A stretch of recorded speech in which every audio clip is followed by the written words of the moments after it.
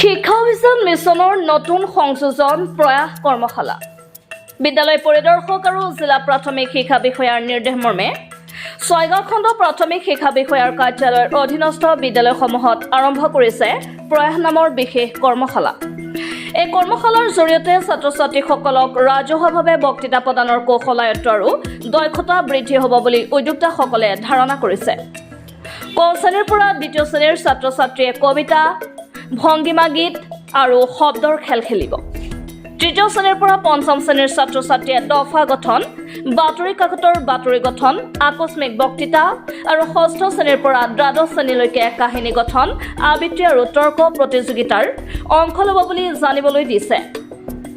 উল্লেখ্য যে এই কাৰ্যসূচী প্ৰত্যেক শনিবাৰে লোৱা হ'ব আৰু ছাত্ৰ-ছাত্ৰীৰ বিকাশ গঠন হোৱাৰ পিছত এখন বিদ্যালয়ৰ ছাত্ৰ-ছাত্ৰীয়ে আন এখন বিদ্যালয়ত গৈ নিজৰ নিজৰ প্ৰতিভা বিকাশ কৰাত ভাগ ল'ব পাৰিব বুলি জানিবলৈ দিয়ে।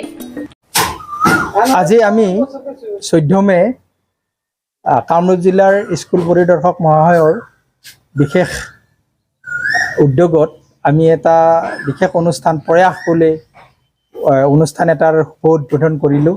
আৰু এই অনুষ্ঠানটোৰ মূল উদ্দেশ্য হ'ল আমাৰ NEP 2020 যিটো আমাৰ শিশুৰ সামগ্ৰিক বিকাশৰ কথা কোৱা হৈছে, এই সামগ্ৰিক বিকাশৰ উদ্দেশ্য আগত ৰাখি আমি বিভিন্ন দিশত অকল ছাত্ৰ-ছাত্ৰীৰ লিখা পঢ়া বা একাডেমিক দিশটোৱেই নহয়, এইটো নন একাডেমিক বা নন স্কলাষ্টিক স্কলাষ্টিক যিটো এক্টিভিটিজ, সেই এক্টিভিটিজখিনি বিকাশ কৰাৰ কাৰণে আমি বিভিন্ন ধৰণৰ কাৰ্যসূচী আমি লোৱাটো উচিত।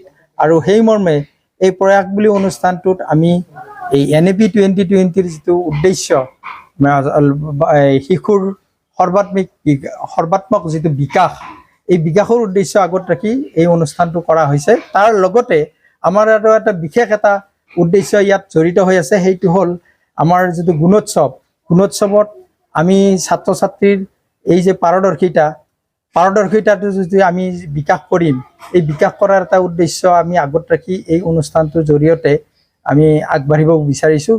তাৰপিছত আকৌ এটা আছে মানে NAS বুলি, নেশ্যনেল এচিভমেণ্ট ছাৰ্ভে, যিটো সেইটোৰ কাৰণেও আমি এটা প্ৰিপাৰেশ্যন ল'ব লাগে।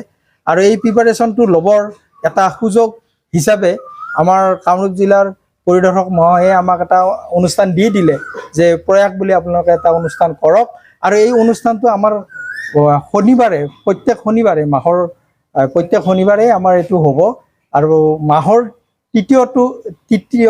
প্ৰথম, দ্বিতীয়, তৃতীয় এই তিনিটা শনিবাৰে আমাৰ স্কুলৰ ভিতৰতে বিভিন্ন প্ৰতিযোগিতা হ'ব।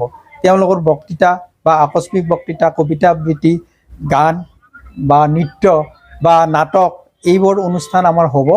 আৰু এই অনুষ্ঠানবিলাক স্কুলৰ মাজতে আমি প্ৰতিযোগিতা কৰি তেওঁলোকৰ এটা আমি পুৰস্কাৰ দিয়াৰো এটা ব্যৱস্থা কৰিছোঁ। আৰু পুৰস্কাৰ দিলে এনকাৰেজ হোৱাৰ লগে লগে তেওঁলোকৰ এই প্ৰতিভাখিনি বিকাশ হ'ব।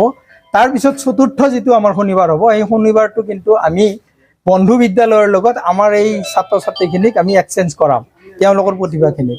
এইখিনিয়ে আমাৰ মূল উদ্দেশ্য। আৰু এই উদ্দেশ্য আগত ৰাখি আজি আমি 14 মেৰ তাৰিখে আমি এই প্ৰয়াস অনুষ্ঠানটোৰ আমি উদ্বোধন কৰিলোঁ। সোণতলীৰ পৰা আবুল হাছেমৰ ৰিপৰ্ট, আছাম লোকেল নিউজ।